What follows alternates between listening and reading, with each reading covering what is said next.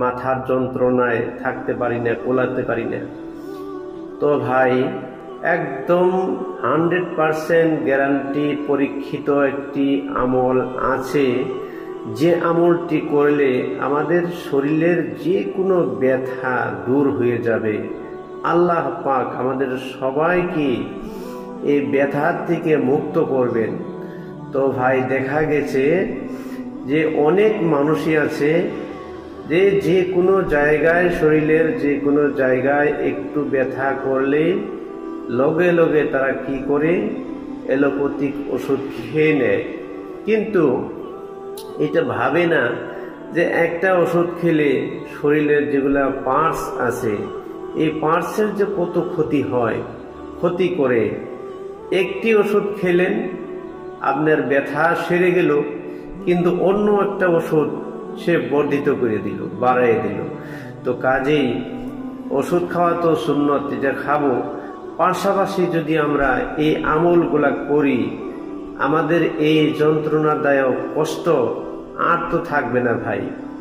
তো দেখা গেছে যে মানুষ ছোট থেকে এখন 40 বছর হোক, 30 বছর হোক, 20 বছর হোক, ছোট ছোট 25-20 বছর, 25 বছরের মেয়েরাও এরকম ভাবে বিষে আক্রান্ত, ব্যথায় আক্রান্ত, যে সবসময় তার কোনো কাজই ভালো লাগছে না, কোনো কাজ করে সে আরাম পাচ্ছে না, সে ঘুমাইতে পারতেছে না, যে কোনো জায়গায় যায়, যাওয়ার পরে খালি ব্যথা, খালি ব্যথা। তো এই ব্যথা দূর করার এমন একটি পদ্ধতি আছে, যে আমলটা করলে আমরা ব্যথার থেকে মুক্ত পাবো ভাই। সুপ্রিয় দর্শক মণ্ডলী, তো আমি আশা করি এই আমলটা সবাই করব। এখন কথা না বাড়িয়ে আমরা আমলটার কথা শুরু করা যাক, আমরা আমলটার কথা শুনি। তো প্রত্যেক নামাজের পরে যদি আমরা 4টি কুল, অর্থাৎ কুল ইয়া আইয়ুহাল কাফিরুন লা আ'বুদু মা তা'বুদুন ওয়ালা আনতুম আবিদুনা মা আ'বুদু ওয়ালা আনা আবিদুম মা আবাদতুম ওয়ালা আনতুম আবিদুনা মা আ'বুদু লাকুম দীনুকুম ওয়ালিয়া দীন। এক গেল। 2, কুল হুয়াল্লাহু আহাদ আল্লাহুস সামাদ লাম ইয়ালিদ ওয়া লাম ইউলাদ ওয়া লাম ইয়াকুল লাহু কুফুয়ান আহাদ।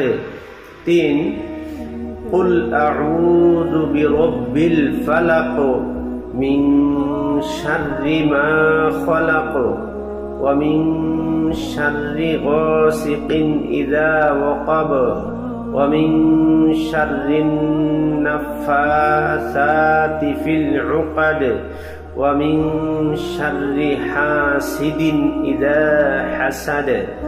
4, কুল আউযু বিরাব্বিন নাস মালিকিন নাস ইলাহিন নাস মিন শাররিল ওয়াসওয়াসিল খান্নাস আল্লাযী ইউওয়াসওয়িসু ফি সুদুরিন নাস মিনাল জিন্নাতি ওয়ান নাস।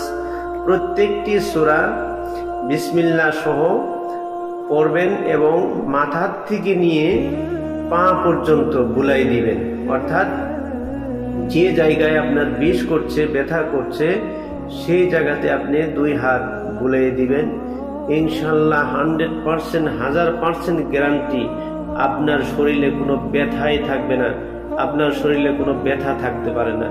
তো ইনশাল্লাহ এই আমলটা করে কার ব্যথা ভালো হলো আমাকে কমেন্টস করে জানাবেন। আরও যদি কারো কোনো অসুবিধা থাকে, আপনাদের সম্মুখে বা আপনাদের কাছে যদি কোনো পরামর্শ থাকে আগ বাড়াবেন, আমি আপনাদের পরামর্শ নেওয়ার জন্য চেষ্টা করব। তো সুপ্রিয় দর্শক মণ্ডলী, আল্লাহর রহমতে সবাই ভালো থাকেন, সুস্থ থাকেন।